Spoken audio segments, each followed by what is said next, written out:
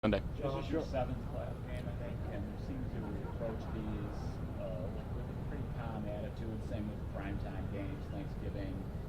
What do you think perspective you have that, besides maybe throwing out, that allows you to have a let it rip attitude? We know that if we don't win, we go home. So just trying to do everything in my power, preparation-wise, and then come game time, doing what's asked of me and just trying to put myself and my teammates in good positions to succeed, and trying to be an extension of Coach Dorsey and run the play as he calls it, and lead this offense to score points. And that's all I really can do is do my job, and everybody on the field trusting each other, and just trying to lead guys that way as well. Josh, kind of along those lines. Side of the ball, but just seeing Micah Hyde back out there today, what's that do for the team? Just kind of. Yeah, guy. I mean, he's one of our captains for a reason. We love the guy. I've gotten to know him quite well, so he's been here as long as I've been here, and just to know the emotions that he went through early in the season, and to get back out here and start practicing, and now we got to do our job and do everything we can to allow him to come back. So, speaking of the devil, there he is. Micah, hi. Talking about you. Josh, Why do you think Miami's blitz is so effective? They're one of the heaviest blitz teams in the league.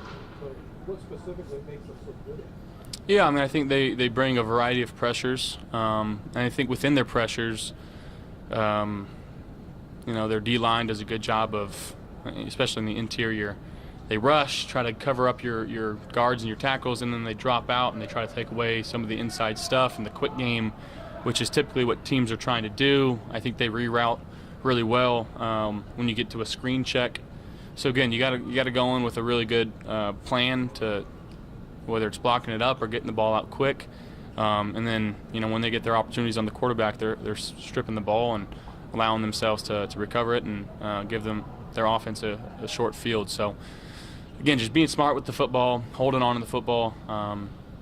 Obviously we want to score on every single drive, but I think the main focus is ball security and trying to end every drive in a kick. Josh, I would ask. Do you recall maybe tweaking the Dolphins in a way after the last game on TV by repeating the "Do you wish it was colder" comment? And might there be a rivalry between these two, a hotter rivalry? Well, I mean, we're division rivals. Obviously, we've seen each other twice. We've split 1-1. They've played really well. We've played really well, and it's two teams coming in. It's the playoffs, so it's no hold bar. Anything goes, and again, it's all about trying to win a game, and that's all we're trying to do. We'll see. I was going to ask you just along the lines of preparation again. I'm thinking back to your playoff debut down in Houston. How have you evolved since then? And Coach had said when he talked to us earlier that he calls on internal leadership, to help maybe some of the younger players on this team. Is that a message maybe that you can share with some of the players for whom this is their first postseason game? Yeah, obviously that first playoff game, year two, still pretty young in this league. Still really didn't have my feet all the way wet, and just understanding the emotions of that game, I felt like I pressed a little bit throughout that game. So to be able to convey that to my teammates, some of the younger guys or the rookies on this team that haven't been in a playoff game before, just letting them know, like, hey, let's take our time. We don't have to do anything special. We just got to go out there and do our job. And I think that was probably my main takeaway from that first playoff game, maybe feeling like I tried to do too much. So staying within the system, trusting the 10 guys on the field with me. Thank you. You relied pretty heavily on Devin Singletary throughout the year, but the last couple of weeks have been pretty close to even split of the games. Just what do you think the impact of that has been on the running game, getting those guys going in the same game, take that step? Yeah, I think it's fresh legs, keeping them both healthy. Obviously, I think they do things a little bit differently, but again, they've been so steady, not just in the run game, but in the pass game, the protection game. Coach Skip's done a really good job in that room, making sure that they're ready to go each and every week. And again, there's some things that we practice only with James and maybe Naheem then all of a sudden game time, it's like motor's thrown in there, and he knows exactly what he's doing, and he does it, and he executes it. So really respect those guys. They work extremely hard. If you watch them after the snap too, or if they're not getting the ball, they're by the ball. They're helping somebody up, and I think that's some good leadership, especially by Devin, kind of taking the role as the vet in that room. And I'm even gonna shout out Duke. I think for him the way that he talks to Jimbo and the other guys in the room, it's very helpful for them as well. Josh, what do you think the approach this team needs to take to beat the Dolphins? Yeah, again, we know it's going to be a dogfight. It's going to be 60 minutes. We got to do our job. We got to execute. We got to trust each other, take care of the football, and just try to score points. It's been a while since we've seen Jamison. Can you kind of tell us what he brings to the table to help the offense if he's able to get out there? Yeah, obviously vet guy. He's quick. He's smooth. I'm not sure what the plan is and when it's going to happen or if it happens, but love having him back there. I know he's been battling through a lot, and he's come a long way in a short period of time with that injury, and we're just happy to see him back out there, making some cuts and catches with us. And he's just such a good presence, on the field. He's calm, he's collected. I think guys can lean on him that way too. So happy to have him back.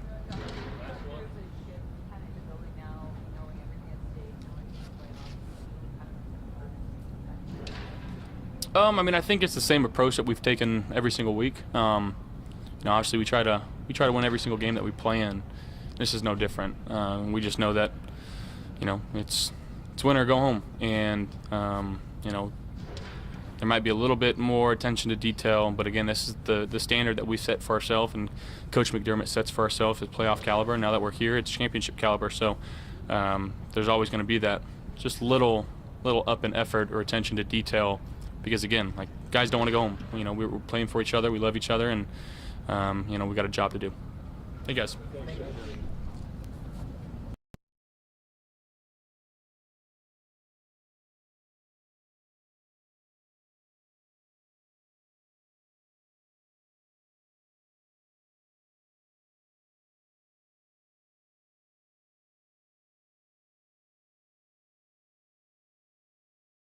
See what y'all got for me today.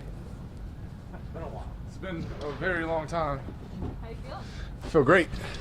I feel great.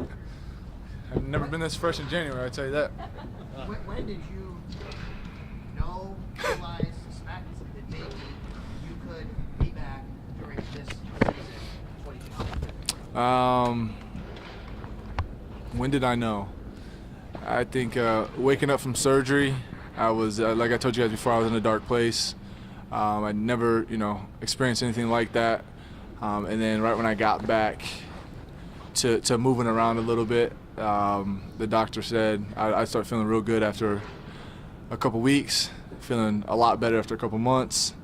And then by, 3-4 months out, I'm going to feel amazing. And ever since he said that, I saw the light at the end of the tunnel. I figured I'm gonna give it a shot. I'm gonna work every day to try to get back, because I want to be a part of what this team has and what we're about to do. So it's a special group. I just want to be a part of it. Sean said that you won't play this week, but do you feel like if you guys win this game, you've got a good shot to get out there next week? I got to be honest with you guys. It's still not on me.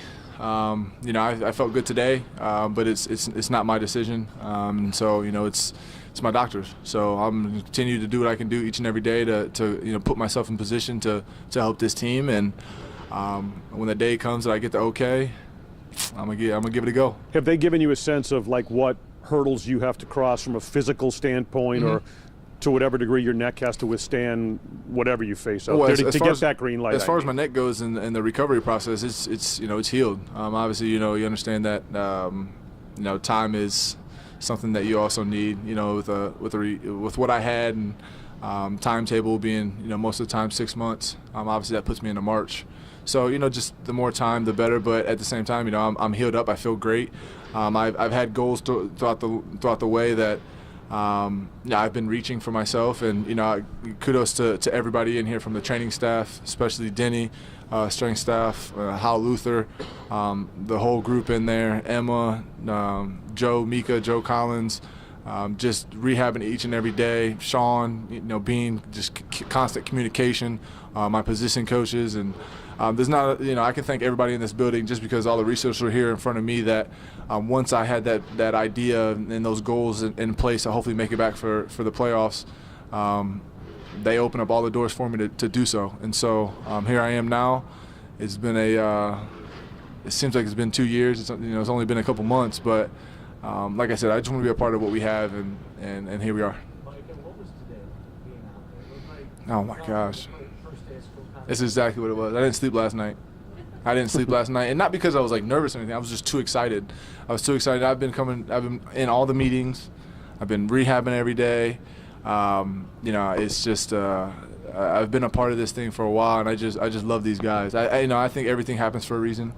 I think my situation was for a reason, and it's given me a different perspective on this game. I'm grateful. I'm very, very grateful to be in the position that I am right now, and to see my teammates throughout this whole season, all the things that we have been through. You name it, the weather, the injuries, D-Ham situation, just all this stuff. Just seeing my boys, my teammates, go out there and continue to fight. It wouldn't be, I have to make it. I have to give it a go. I have to, and so this is a special group. I've been saying it all along, and I'm just glad I can be a part of it today. Micah, how would you grade your coaching? I'm a dog-ass coach now. Do I want to coach in the future? I don't know about that, but yeah, I've been giving some guys some nuggets here and there. I wouldn't say our record indicates my coaching, but every now and then I was giving some nuggets and just trying to help out, my teammates when I could. What do you say about the guys you filled in? Obviously, Jaquan, Tamar, and everybody. Yeah, I mean it's, we always preach all the time, next man in this building, and so guys have been in and out of the lineup, and obviously a guy like J. Poe, just going out there each and every week and fighting through injuries, fighting to, we've had so much experience with each other throughout the last couple of years. For him, it's been a little more difficult too, just having, other guys in and out of the role, but they did a phenomenal job.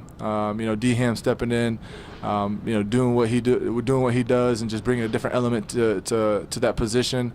Was truly amazing, and I can't say enough about the guys that have been in obviously Dean in right now, and trying to take the rest away. So I just love these guys, man. We have a special group, like I said, not just the team wide, but in our safety room and in our secondary. We appreciate each other, and whoever's out there, it's your go. The standard that we have set forth years ago, and you got to go out there and you got to compete and you got to make plays. Micah, not to say you weren't part of what's transpired over the past week and a half, but from not being on the field, to see how your teammates, coaching staff, everybody weathered the emotions and then came out of this with a win and seemingly a closer bond. Yeah, we were a close team already. We were a really close team already, and we've had guys in this organization for a while now, going on 6 years.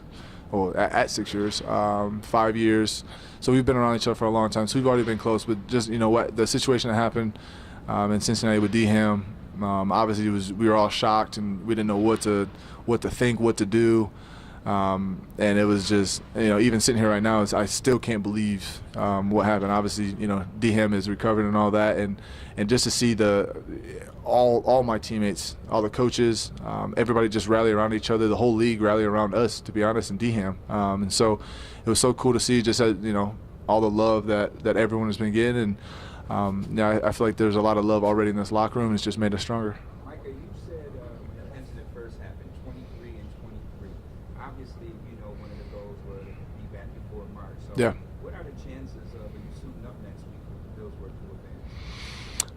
It's not up to me.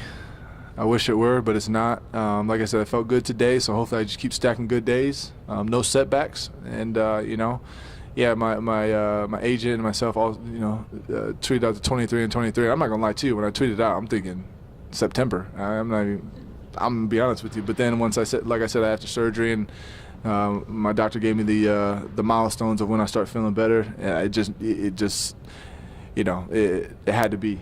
Had to be here in January, and so I'm going to do everything I can to put myself in position. And but at the same time, this isn't an injury that you can go out there and just force it. You gotta really trust your body, trust your mind, because when you're thinking about your injuries and stuff when you get on that field, you don't play well. So I'm gonna really take it day by day and just try to get better each and every day, and we'll see what happens from there. I was just going to ask you that, to get a sense of if you've got to come up and make a tackle or make a play and aggressively go forward into a situation. Yeah.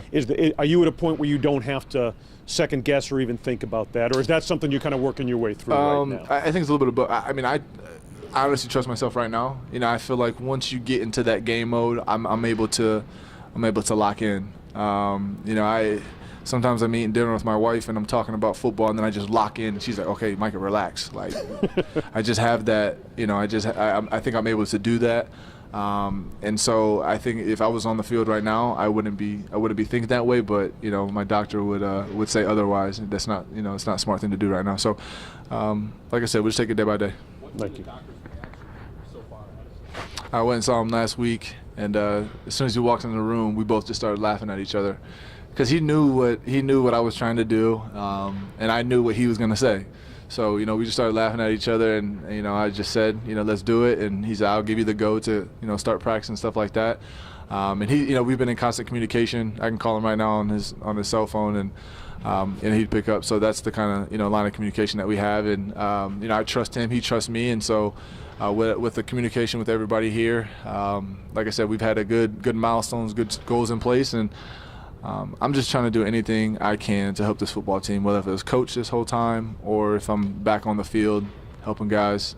That way, I'm willing to do it. Last one for Micah. The biggest lesson.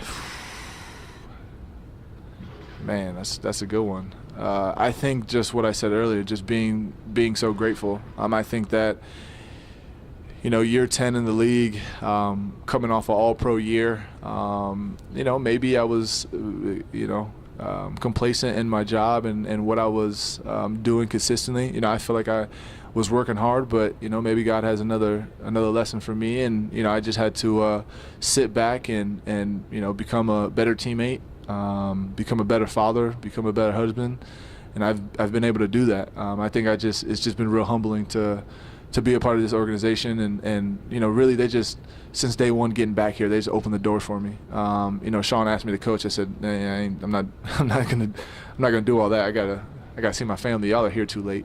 But I just think that whether if it's the guys in the secondary room, just allowing me to still give them input each and every day, talking to them, and even just the team. Me being a captain and being around here, just allowing me to just constant communication with them and everybody listening. And, I see the respect that they give me, and I just wanted to give it back to them. So I'm just forever grateful. If I was to never play again, then I can honestly say that, I just love this organization. I love these people, and seeing what this whole city has been through since March or May, whenever it was, with the tops shooting, onto the weather, onto the DHEM situation, onto the injuries that we've had, and all the crazy things in between. I'm just forever grateful. You said when you came up here you haven't been as fresh ever in January. How does the rest of your body feel? Because you haven't been playing football necessarily. I feel good. I haven't had, like I said, any setbacks. Hal's been killing me in the weight room, just making me do like 100 lunges after a whole body workout and stuff like that. So I feel good, and like I said, I'm ready to go, but it's not up to me. Okay. Thank you, Micah. And Mitchell Morris up next. Mitchell Morris, Pro Bowl center. Yep. Take questions from the chair. Father of Kennedy. Afternoon. That's pretty cool, huh? Hey, can you ask a couple of things? The Diamond's blitz packages are really good. They're very good at it from an offensive lineman perspective. Is it as good as you've seen this year, and what makes it? In Miami, it in itself is very good. That defense they have is they understand schematically what they're trying to get done, and they execute at a very high level.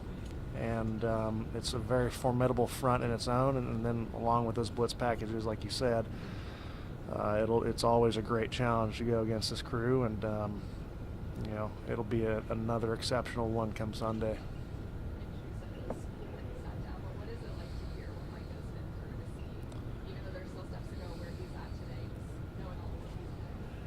I think resiliency is thrown around sometimes, and it can go over your head, or you can, it's overused sometimes. But to me, that's about as resilient of an effort to make it back to this team and be out there. And it was, it was tangible, it was palpable, it was infectious today to see him out there and, lit a spark under us. It was fun. It was just fun to see, and he had a lot of good points to talk about, and to just kind of see where his mindset is and how he's wired, and that's why he's been the way he is, and the player he's been for so long. That's just how he's made. As a fellow leader on this team, you looked across the field during practice. What sense do you get? What does his leadership mean to that side of the ball? You know what? Obviously, Josh's leadership means to quarterback the offense, but it's several quarterbacks in the defense, I think, at various levels. What does his leadership mean on that side of the ball from your perspective? Yeah, I think his leadership was felt a lot more than people saw, probably, even on the sideline. He was always in those guys' ear. He's been a prolific football player here since the Sean McDermott regime started. He's a guy that coach has been leaning on for a long time, and that defense has kind of rode with for a long time. And I think since Kyle left, you have a few guys like Poyer, Micah, Tremaine, all these dudes that have really kind of shouldered a lot of this leadership responsibility for this defense. And just to have a guy out there who's played at such a high level, understands the defense, can put guys in positions to be successful. It's paramount for a lot of guys to have him back out there. And talk about the Sean McDermott era. 6 years ago today, he was hired as head coach here. What is his leadership meant to your overall process here and the progress that this organization has made during this time? Yeah, every season's different. Whether it be personnel or what a team's going through, or just what's going on in the world. He's one of those guys that he sticks to who he is, his coaching style. Will ask input from guys and doesn't have an answer he's already looking for. If he asks for input on something, he's legitimately asking, and maybe it's not something he agrees with, but he'll still have dialogue with people, and I think that's very cool. He's just a guy that is kind of steady, and it's really cool to see him grow as a leader, along with just a few of us guys, learning how to be professionals and veterans. Mitch, these last 2 weeks have been an emotional roller coaster. Sean kind of said it's not a soap opera though. How do you recalibrate to get back to off the high maybe of Sunday and the good news of tomorrow to the dangerous Dolphins team coming here that beat you guys before? Yeah, well said.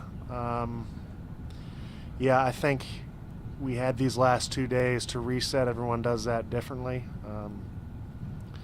I can tell you that this team is happy for DeMar and happy for his progress, elated, but we're focused on the task at hand, which we know is no small feat. This is a very dangerous team coming in here, both sides of the football. And it really doesn't matter who's at the helm at quarterback for them. They have playmakers in the defense that can really carry this team, and it'll be just a really great competitive match come Sunday at 1.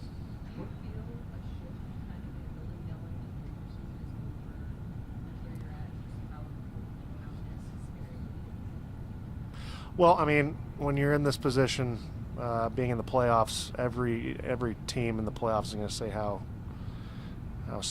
important this is. You find a balance between knowing what works, what got you to where you are, but also understanding that mistakes might be heightened. The stakes are very high, the highest in the sport.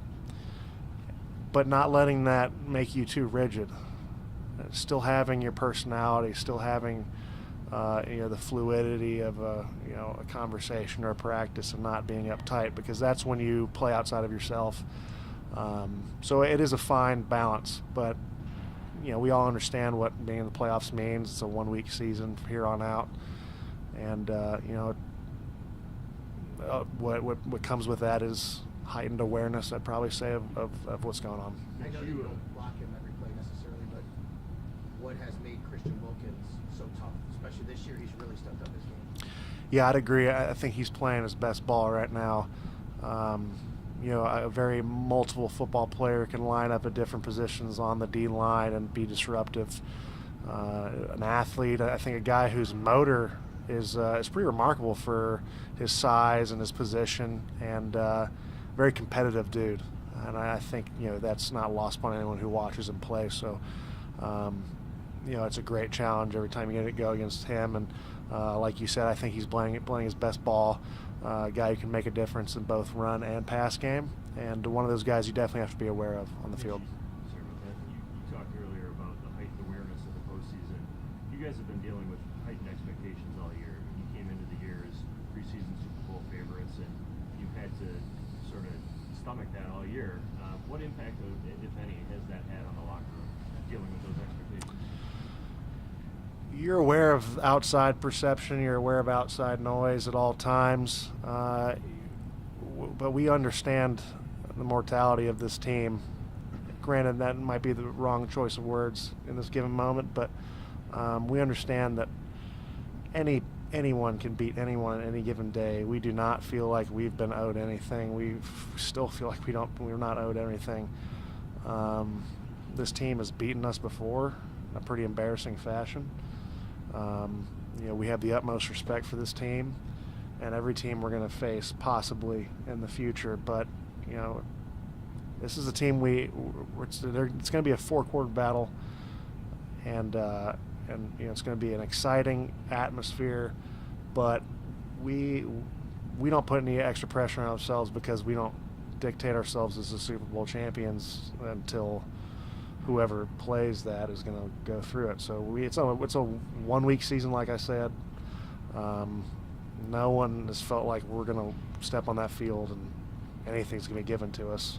Exactly the opposite. We're going to have to go fight for it because this team coming in here is very competitive and aggressors.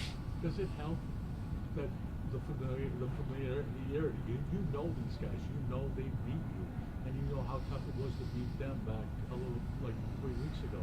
How much does that help maintain the focus? Because this team is something that you know very well. Yeah, I think there's the flip side of that coin. They know us very well, right. Also. I'm not disparaging your point. I think it's a catch-22. You do have familiarity. They have familiarity with you, not only schematically but personnel-wise. You've put a lot of time on task. You've had a reps against these players, understand what's worked for you, what hasn't worked for you. That's a great question. I think it has its pros and cons, for sure.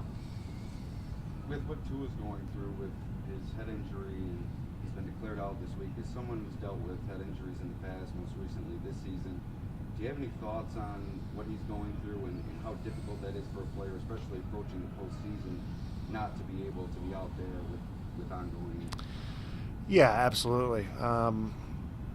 It's something I was going to, eventually when this all plays out, hopefully reach out to him and just talk to him about the whole situation. Every one of these head injuries is different. You see 1,000 concussions. Each person, has different symptoms, carries different weight with them. I've missed the postseason before with concussions. It's never fun to miss football with a concussion, but especially when you've worked so hard to get to a point. I think in the end, you have people around you that are looking out for you. I think you're aware of the situation itself. It doesn't define you. It doesn't dictate who you are. There should be no. Hopefully, he doesn't feel like there's a stigma about him, even if people tell you, because the only opinion that matters is his and the people, his close family. It's something that'll work itself out. And I feel like I'm not at a point to have an opinion on his playing status where he is, because everyone's situation is so different. I've had multiple concussions in a season. I understand how emotionally taxing that can be. It's nothing you look forward to, but it's part of the game. It's part of the gig, and I think he's, he has strong enough faith and strong enough backbone to understand that this is just kind of what he's dealing with right now. This is a script given him in 2022 that doesn't dictate who he's going to be in 2023 or his status in 2023. But it's one of those things that you got to be conscientious of. Your body will tell you when you're ready, and that's the only opinion he should really be looking after. So there's people in place to tell him when he's safe as well, because sometimes in these situations, not saying in his in general, people have to look out for you as well. So it's a very volatile situation. It's one that the outside perception that, and the public have, for some reason, have opinions that they feel like they can dictate what a person should or shouldn't do. It's ridiculous, but that's the nature of the beast, and I feel for him going through it. Do you recall anybody or anything you may have leaned on in your past experience when you did miss the postseason with that injury?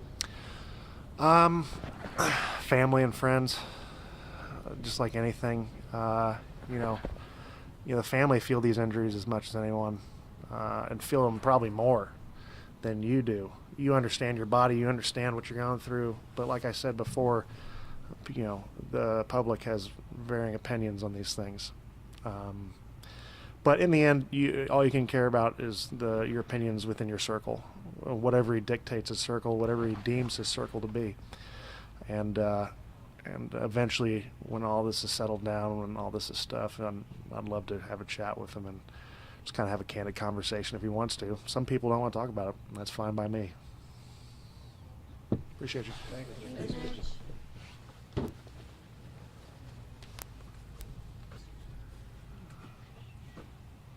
Is that it for here? I don't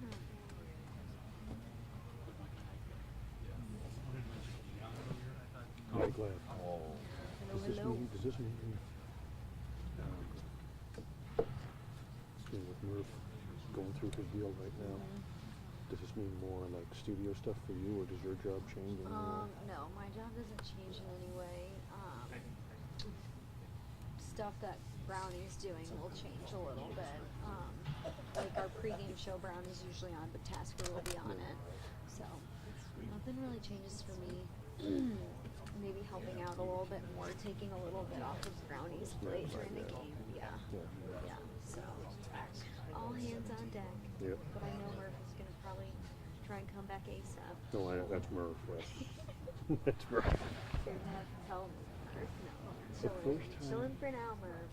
The first time I met Murph was Buffalo Green Bay, 1997. I did. First year. I was actually in the tunnel with him. March